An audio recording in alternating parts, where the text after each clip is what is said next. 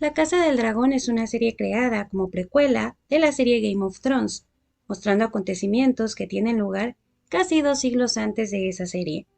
Desde luego que Casa del Dragón es una serie ficticia con toques de fantasía, que se basa en los libros de George R. Martin, pero estos libros, según lo ha revelado el propio autor, se inspiran ligeramente en un evento de la historia inglesa, ocurrido entre 1135 y 1153, conocido como la Anarquía Inglesa.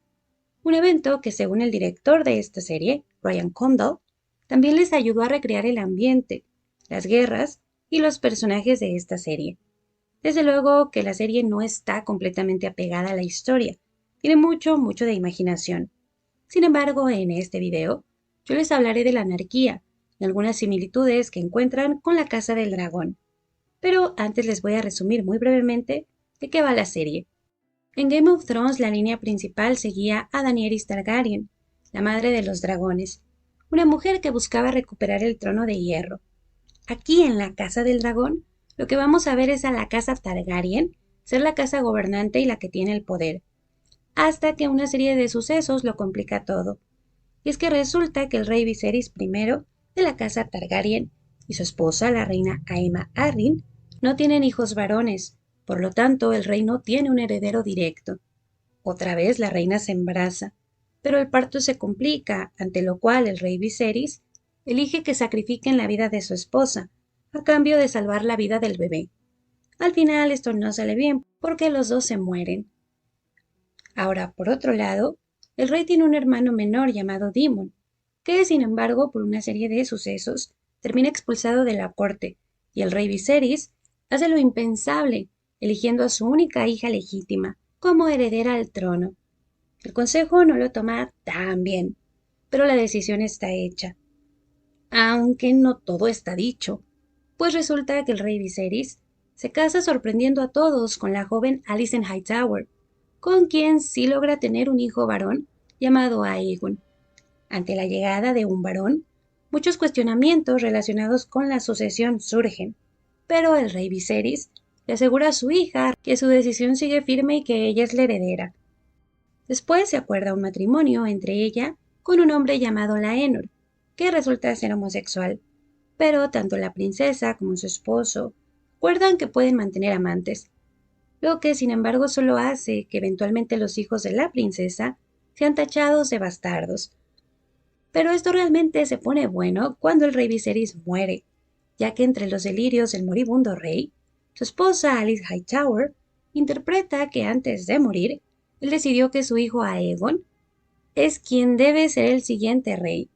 El padre de Alice, junto al consejo, terminan conspirando para poner al príncipe Aegon en el trono, lo que va a venir siendo el bando de los Hightower, con el color verde, mientras que la princesa Rhaenyra, con sus aliados, forman el bando del color negro. Claro que ellos intentan defender el derecho de la princesa al trono. Al inicio ella no quiere violencia, pero la cosa escala. Y pues también hay otras muchas cosas que pasan, conspiraciones, cambios de bando, otros conflictos ya de índole menos político, como el coqueteo y eventual matrimonio de la princesa Rhaenyra con su tío Daemon, la amistad-enemistad de la princesa con su madrastra Alice, los conflictos de los hijos de ambas, dragones y muchas cosas más.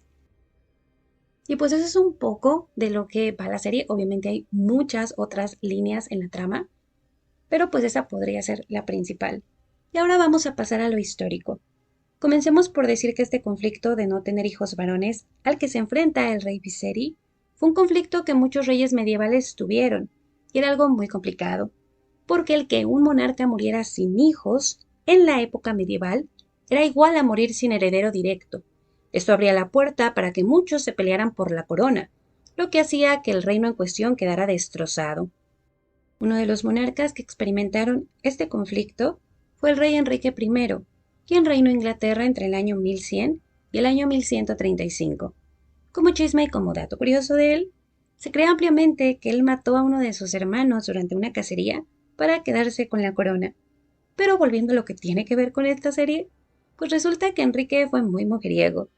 Tuvo muchos hijos ilegítimos con sus muchas amantes. Pero los hijos legítimos se le complicaron bastante. Verán, Con su primera esposa, la reina Matilde, solo tuvo dos hijos que sobrevivieron al parto, William Adeline y Matilde. En el caso de William, pues al ser varón, se convirtió en el heredero de su padre. Fue un bebé muy sano, un hijo descrito como fuerte e inteligente, que durante años hacía pensar que la sucesión era un tema arreglado. Así que en la historia real no hubo necesidad de sacrificar la vida de la reina por el bebé. De hecho, la reina Matilde murió por causas naturales muchos años después del nacimiento de William. El problema es que cuando tenía 17 años, William, junto a otros miembros de la familia real, abordó un barco que iba desde Normandía hasta Inglaterra, y en medio del Canal de la Mancha, el capitán borracho estrelló el barco con una roca. Este se hundió ahogando a los tripulantes. William, sin embargo, logró subir a un barco salvavidas. El detalle es que cuando vio que su media hermana ilegítima se estaba ahogando, él se arrojó al mar para intentar salvarla. Pero William, que también estaba medio borracho, terminó ahogándose. Ante la tragedia, el rey Enrique I quedó desolado, pero no tuvo tiempo de llorar, pues tenía la presión encima de engendrar otro heredero, y como ya era viudo, de inmediato organizó todo y se casó con Adelisa de Lovaina, una joven 35 años menor que él, descrita como muy hermosa y de familia noble muy importante, aunque no tan conspiradores como los Hightower ni nada de eso.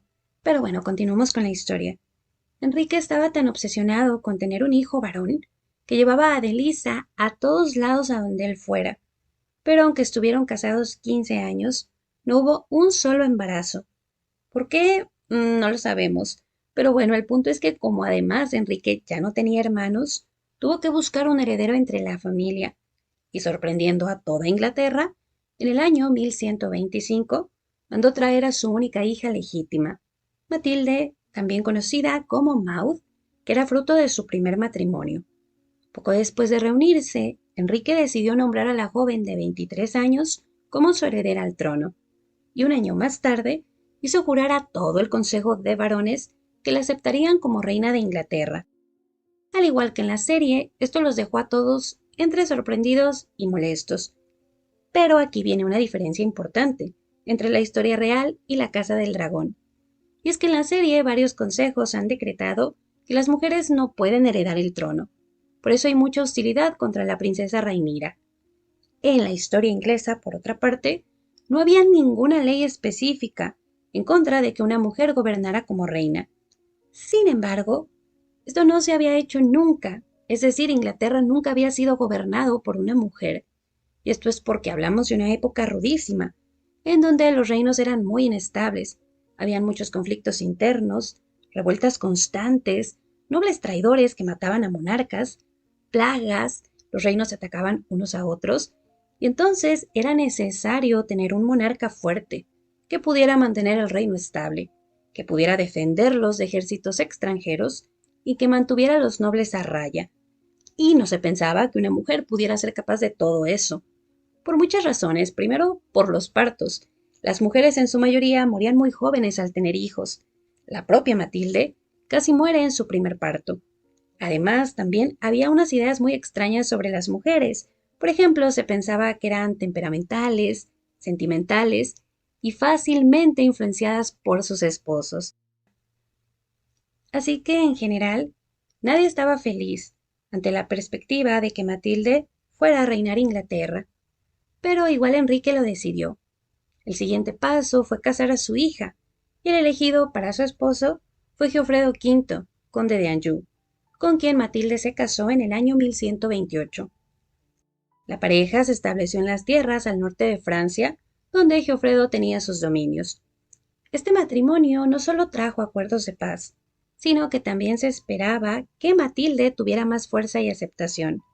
Pronto la pareja tuvo hijos que nacieron sanos y que aseguraron la sucesión. Esa fue una gran victoria para Matilde y convenció a los varones de que ella podía ser una buena opción. Pero resulta que a nivel personal el matrimonio de Matilde fue una desgracia, no porque Geoffredo fuera gay como el primer esposo de la princesa Rhaenyra, no. Más bien el problema de Matilde es que su esposo le salió muy mujeriego.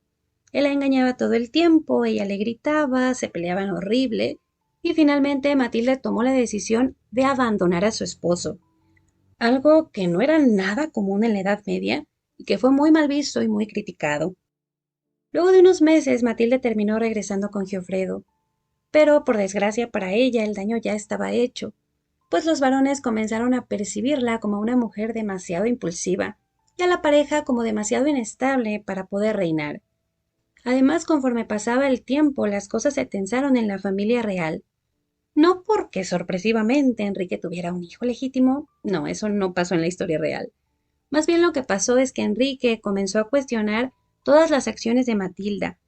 Y es que aunque ella era una princesa inteligente y decidida, cuando trataban de encajarla en el molde de lo que un heredero tradicionalmente debía ser, pues ellos sentían que ella les quedaba de ver, que a veces era caprichosa, inestable, desobediente y desagradable como persona. Ya saben que carecía de carisma, algo que la hizo muy impopular. Y pues por la diferencia de personalidades, Matilda y su padre comenzaron a tener ciertas tensiones. Pero la gota que derramó el vaso fue cuando el rey Enrique se negó a darle a Matilde unos castillos que le había prometido. Matilda y su esposo Geofredo se unieron en esto, pues ambos estaban enojadísimos, no solo porque esos castillos representaban dinero, sino porque sentían que Enrique no confiaba en ellos y no quería darle su confianza. Y es que aquí les voy a explicar que en la época medieval, la posesión de un castillo era poder. Estos se usaban para proteger cierto territorio o como base de ataque. Así que el hecho de que él no quisiera soltar esos castillos que había prometido para Matilda, pues sí fue una decisión bastante extraña. No sabemos exactamente por qué no quería liberarlos, pero pues no lo hizo. El conflicto se hizo cada vez más grande. Además, los varones comenzaron a expresar que no les agradaba ni Matilde, y menos Geofredo, a quien comenzaron a considerar demasiado altanero. Pero justamente cuando este pleito familiar se ponía más interesante, en el año 1135, Enrique I enfermó súbitamente y murió. Esta noticia en sí complicó muchísimo todo, pero además hay que decir que comienzan a circular dos versiones de sus últimas palabras. La primera versión dice que él mantuvo su decisión de que su hija Matilda fuera su sucesora, pero la segunda versión afirma que Enrique nombró heredero a su sobrino favorito, Esteban de Blois, quien era hijo de su hermana Adela. O sea que en la historia no fue un hermanastro, sino fue un primo quien le disputó la corona a la que hubiera sido reina. La verdad es que no sabemos exactamente qué dijo el rey Enrique antes de morir, porque a diferencia de la serie, en realidad cuando el rey Enrique murió, su joven esposa Adelaida no estaba con él.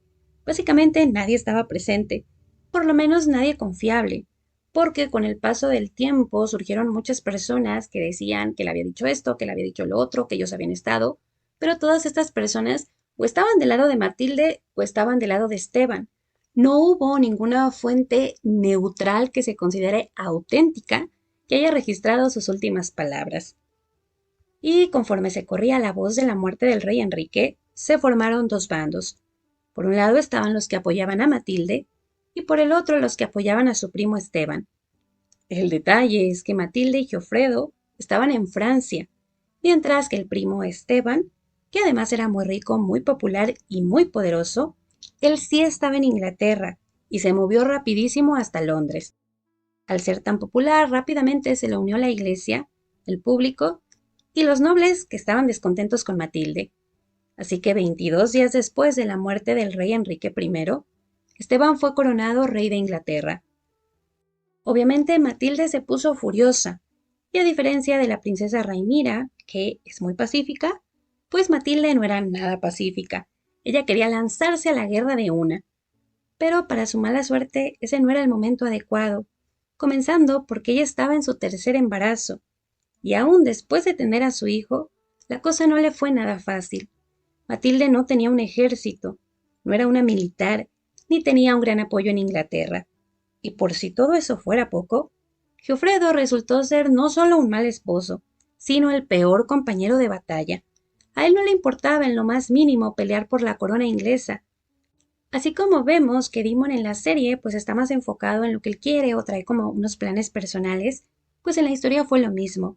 Giofredo sí reunió un ejército, sí peleó, pero por lo que él quería, que era el ducado de Normandía, un ducado muy importante que estaba en Francia, pero que le pertenecía a Inglaterra. Así que fue un golpe muy duro que Giofredo se los quitara tanto para Inglaterra como para Esteban. Pero Giofredo no lo hizo por apoyar a Matilde, lo hizo por él mismo, y además le tomó muchísimos años hacerlo. Y es que Giofredo, además de todo, era muy inconstante en sus batallas.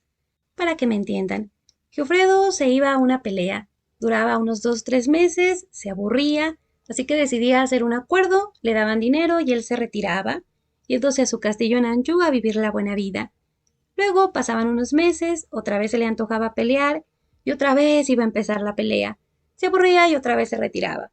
Y así se la pasó toda su vida, peleando de forma ineficiente, pero solo por sus cosas, nunca por Matilde, quien pasó los primeros años después de la muerte de su padre, negociando con lo que podía, pidiendo apoyo al Papa, a los nobles, a otros reinos, pero prácticamente nadie le daba su apoyo, así que ella tuvo que tomar una decisión bastante fuerte.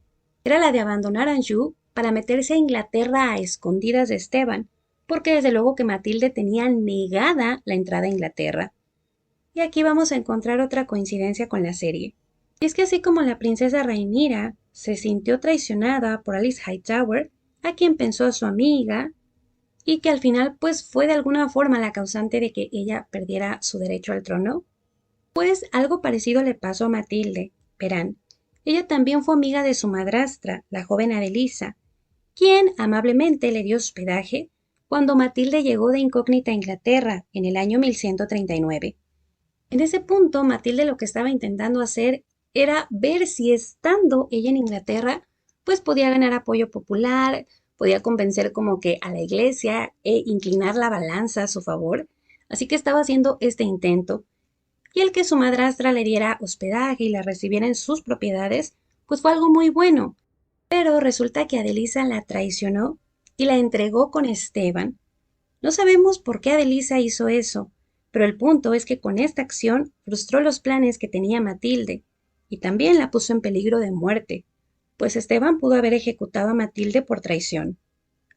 Afortunadamente eso no pasó.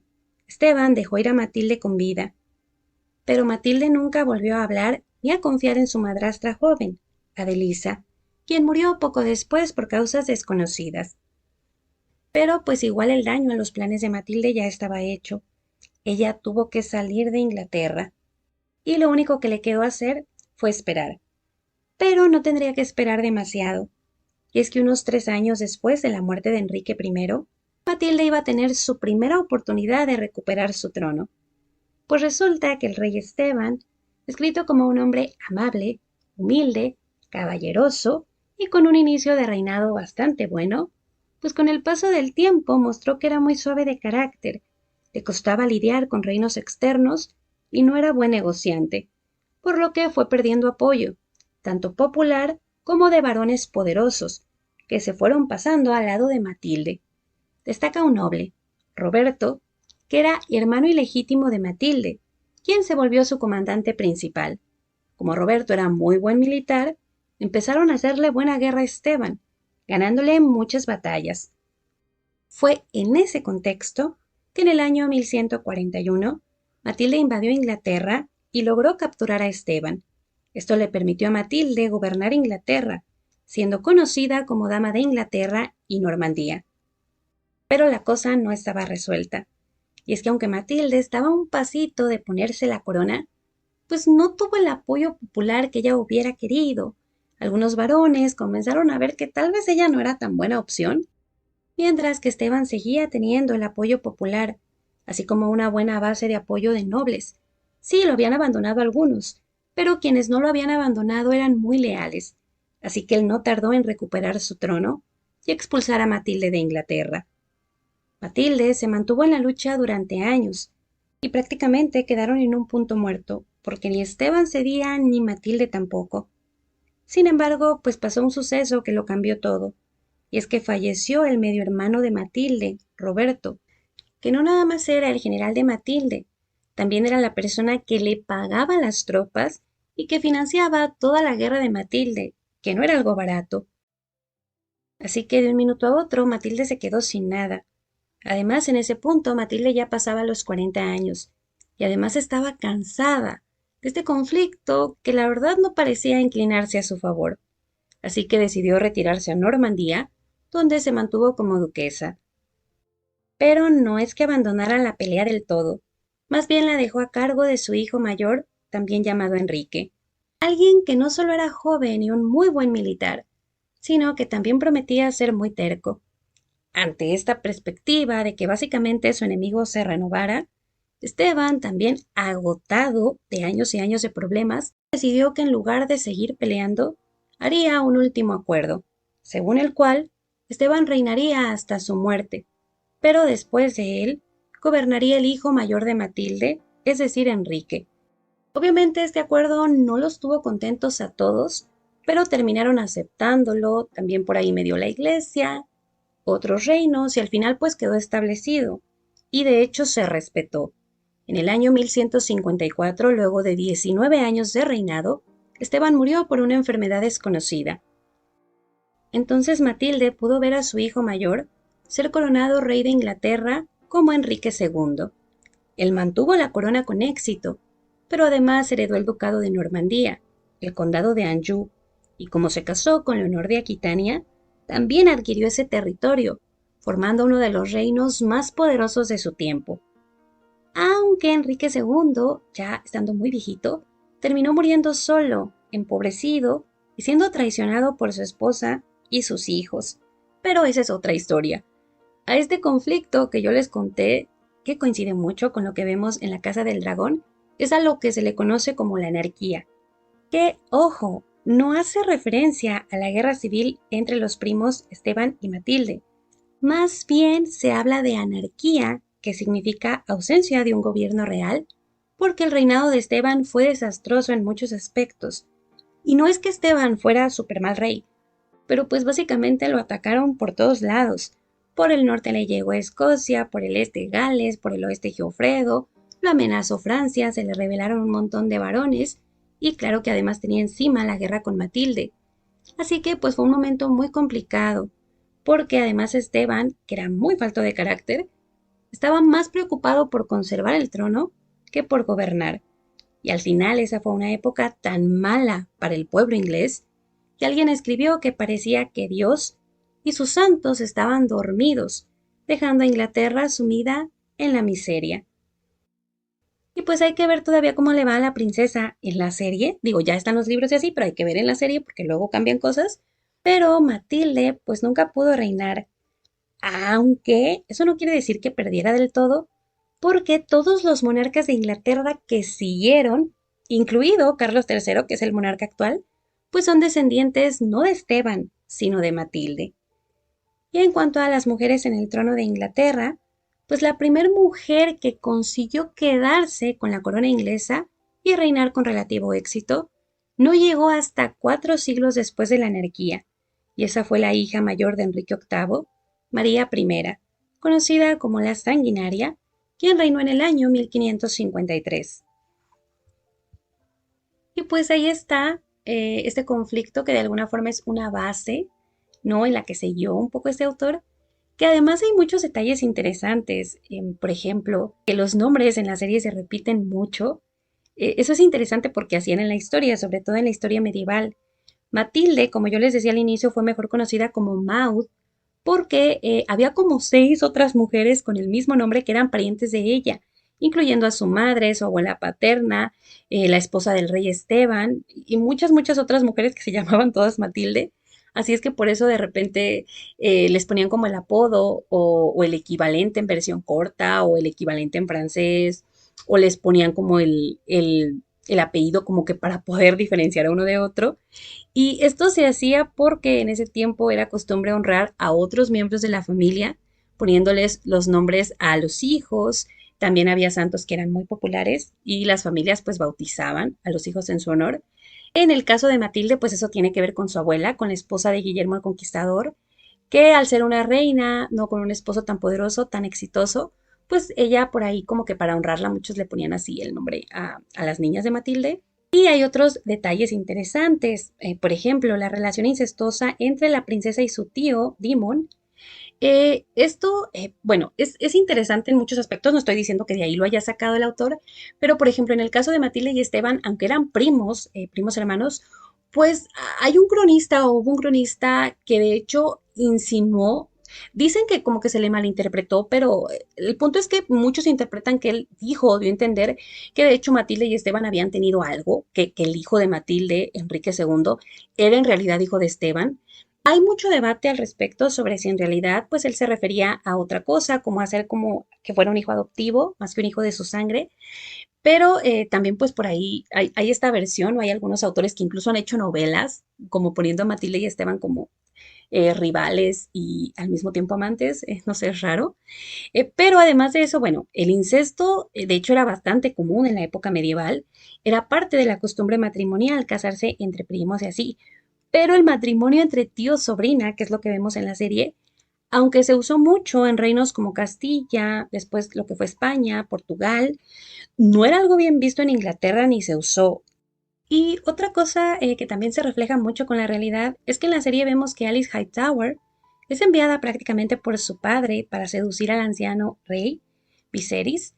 Y esto es algo que también pasaba mucho, sobre todo en la Edad Media, pero era muy raro, o sea, hay muy pocos casos en los que esta mujer en cuestión, que fue enviada a seducir, lograra casarse con el rey. Eso era muy raro porque el matrimonio era una cuestión, un acuerdo muy complejo que no se hacía con facilidad.